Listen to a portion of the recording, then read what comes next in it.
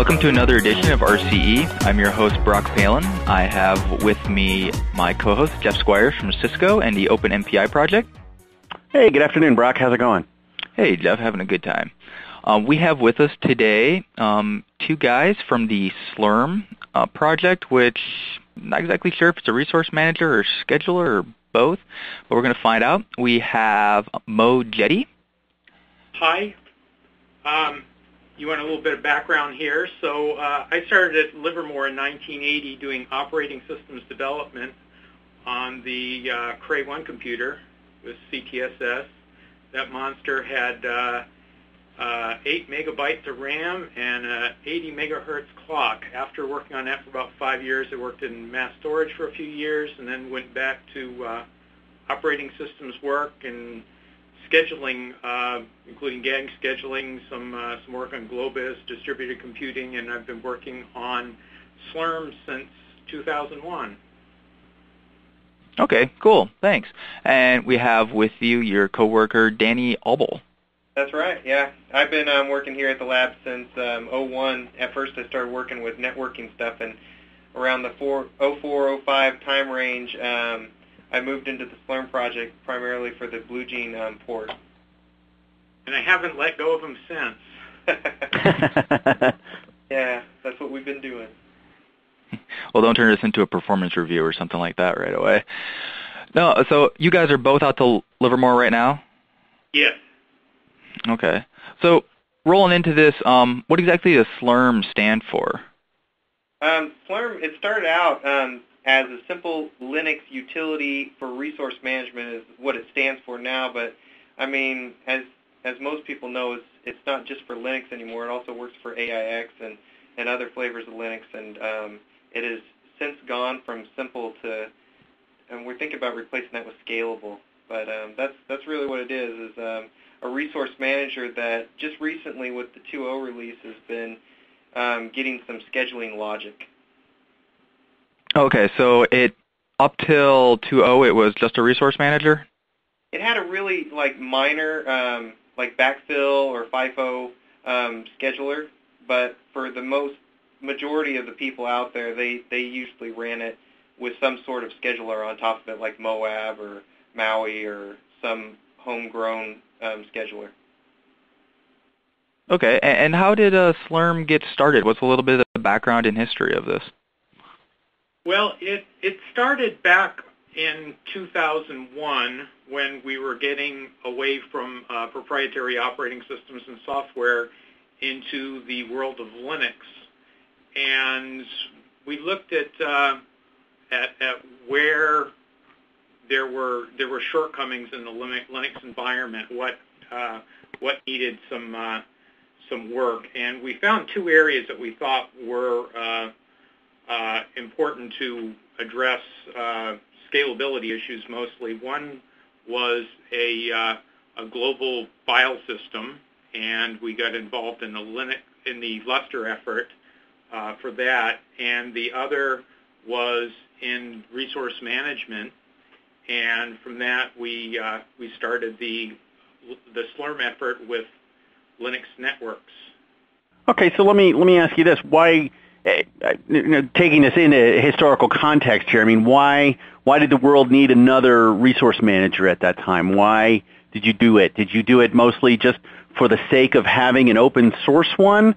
Was it to get away from proprietary, or were there specific features that were not addressed by the schedulers at the time? I'm sorry, the resource managers at the time, and how did that come about? What was the decision-making process to embark on this project?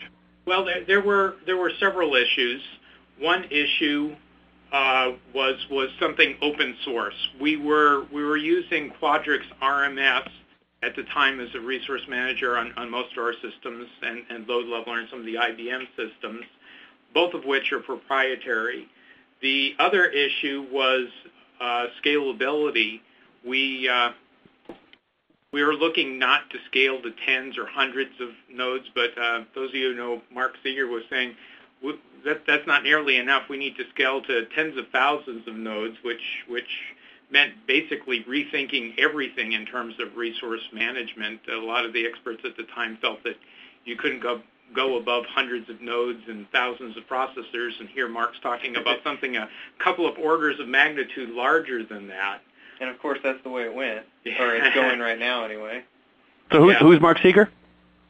Mark is a deputy director of Livermore Computing, and he's been involved in procuring our latest and greatest machines all along the line, the ASCII series and Linux machines at very large scale. The other thing, the other driving factor was we wanted something that would be highly portable, not just for Quadrix or a Federation switch on the IBM, but for any sort of switch, any sort of architecture. And in order to do that, we felt it was important to structure the code very carefully and make extensive use of plugins, which we do. So if you want to use a new network or a new topology or whatever, it's largely a matter of developing a new plugin for SLURM and leaving the kernel alone, which has been proven a very, very flexible design. I'm a big fan of plugins myself, since OpenMPI is all about plugins too. Can you tell us a little bit about what kind of plugins do you have? I mean, how did you separate out the functionality into different types of plugins, and what can you do with plugins in SLURM? Well, a lot of plugins came about by, I guess, necessity. So, for instance, almost everything that's required for a bluegene system is inside of a plugin, and that's called the select plugin. And so what it does is it will select the correct nodes. And so there's like a select linear for regular systems. And just recently in the 2.0, there's been a topology plugin added that will base around like three-dimensional topology or other types of topology that come down the road. And that wasn't needed until like just now when we're dealing with like a Cray constellation system or something like that. Sun constellation. Oh, yeah, sorry, Sun constellation. But it's also usable on a Cray similar architecture. Well, you mean Oracle constellation, right? Sorry, I couldn't resist, yeah. Yeah, Jeff, you're hilarious. Yeah. But yeah, so there's plugins like which type of database are you going to use? So there's like a MySQL plugin or a Postgres plugin, and all these things are called from the main code in different parts of the code. But if there wasn't a need for them, then they just wouldn't exist until there was a need for it. And so the way that SLURM is made is you can create a new type of plugin and just start calling it. Like at first, the topology was just part of the SLURM kernel. And then all the parts that were just like the linear topology or the basic one were moved into a basic plugin, and then we were able to just by calling like the plugin calls, the hooks, you're able to branch that out and to do different things based on your system. And one of the recent plugins that Danny developed was for scheduling, for prioritizing workload. So, we can get into that a little bit later if you'd like. But basically, we've been taking the kernel and pushing as much as we can out the plugins because that seems like the most flexible design.